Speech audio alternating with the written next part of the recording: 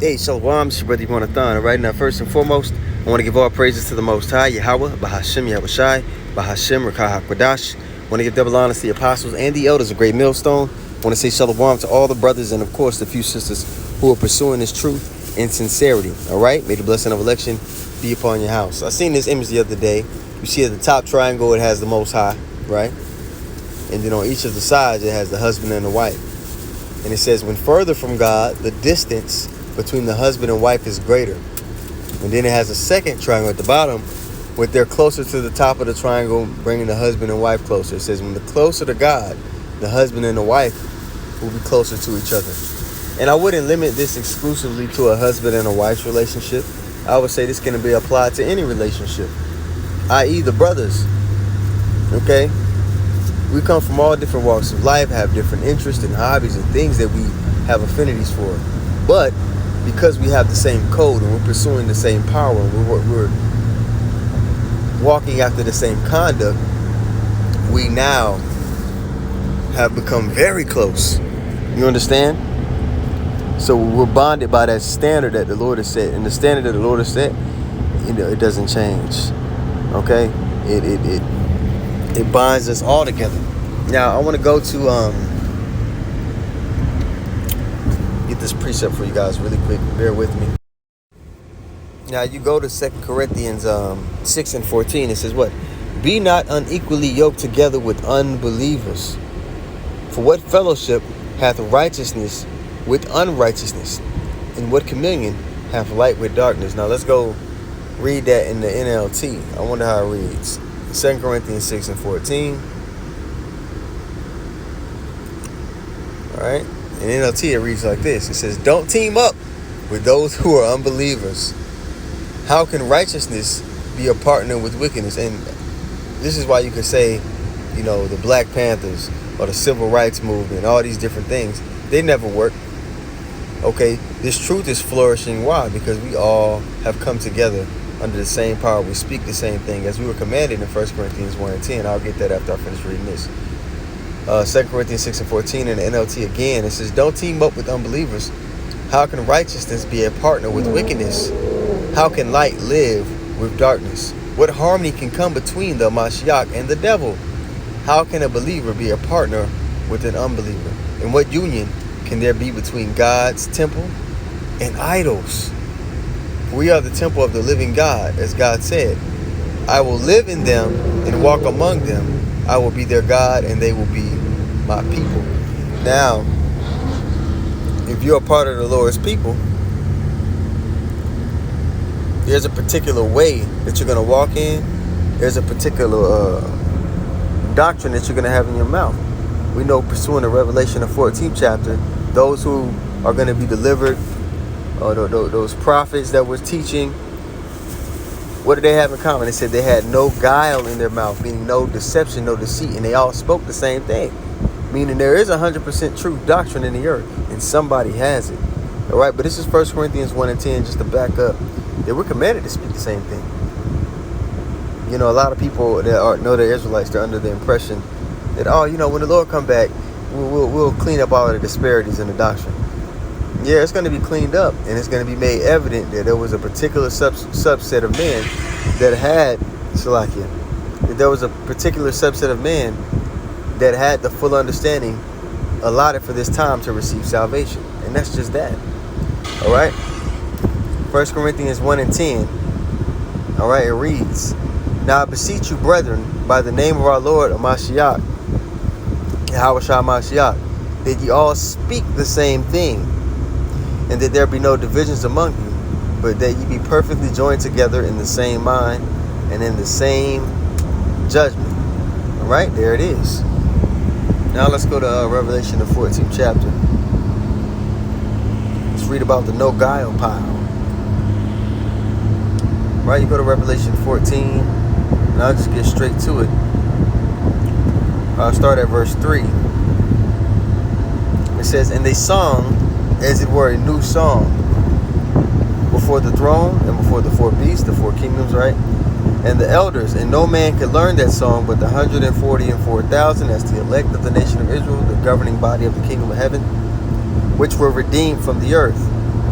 These, and just to specify for new listeners, the 144,000 men, all right, they're different from the 1/3 that's also going to be delivered.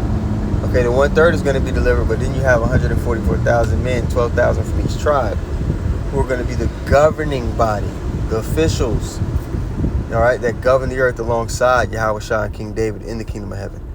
Okay? All right, so that's what this is talking about when it mentions the 144,000 for those who don't know, right? Verse 4, these are they which were not defiled with women. And it's not talking about literal women here. You had some guys, maybe about 6 or 7 years back, who was, look, they're going to be virgins. That's not what it's talking about. Women in the scriptures can be likened unto a philosophy. The same way wine in the scriptures can be likened unto a philosophy or a different way. And that's how it's being used here. These are they which were not defiled with women, for they are virgins. These are they which follow the Lamb whithersoever he goeth. So they're virgins in the sense that they haven't been, again, defiled or tainted with another way outside of the Lord's way. These are they which follow the Lamb whithersoever he goeth. These were redeemed from among men, being the first fruit spirits, unto God and to the Lamb. And in their mouth was found no guile, for they are without fault before the throne of God. So it's not that they never committed any wickedness. Okay? It's that there was no deceit in the words that they spoke. Their words were pure. Okay? So let's read that in the NLT. All right? Verse 5, Revelation 14:5. And they told no lies. They are without blame. So concerning the doctrine and the things people need to know to receive salvation, there was no deceit in it. So again, there's a subset of men who are going to have the full understanding. Okay? And they're going to have faith to walk after the Lord and to submit unto his order that he's set in the earth. And that could be a tangent into, the topic that's very prevalent now. You have camps who could be deemed affiliates of Great Millstone, right? They teach the same thing we teach. They learn from the apostles and elders, bishops and brothers of Great Millstone, and they teach the same thing. But you also too have to understand, okay, if these men fully believe that the Lord set up the teachers and elders and brothers of Great Millstone, the Lord is present amongst them. If they have faith on that, why wouldn't they have faith to join that congregation? What's stopping them from just becoming a part of the camp? We have a smaller group of young brothers here in Dallas. They were in a town called Mesquite, all right, here in Dallas. They formerly were a part of Sakari. Okay, well, one of them was, and they were out teaching. They would come out and listen to us, and they were learning, taking notes, being sincere, asking questions, and showing up faithfully week after week. And it got the soldiers test, and they were crossed over into the camp. Okay, they were affiliate camp, but then they merged into the camp because that trial period they underwent, they proved faithful, so they were crossed over into the camp. What's stopping any of the other affiliate camps from doing that? What's the holdup? Are they not willing to come up under the order? Is there something they don't realize that's important within the body of Yahweh Shem Yahweh Shai? We're all going to have people that we answer to. We're all going to have people that hold us accountable. That's a part of this walk. If that doesn't sit right with you, there's something not sitting right in your spirit. Okay? So, that was just a little tangent because that topic is hot right now. That's something that the Lord is doing. And the Lord is making it evident that the brothers here at Great Millstone and those that teach this doctrine, that they do have the full truth, that they are that subset of men with no guile in their mouth. And that's going to be that's just a stepping stone in the Lord revealing who his men are in the earth. All right. So Abba Ratazah, that was edifying. I seen that picture earlier today. It just sparked that thought. And I say, well, this just doesn't just apply to the husband and wife's relationship. This applies to a relationship with anybody. Okay? The Spirit bonds us together.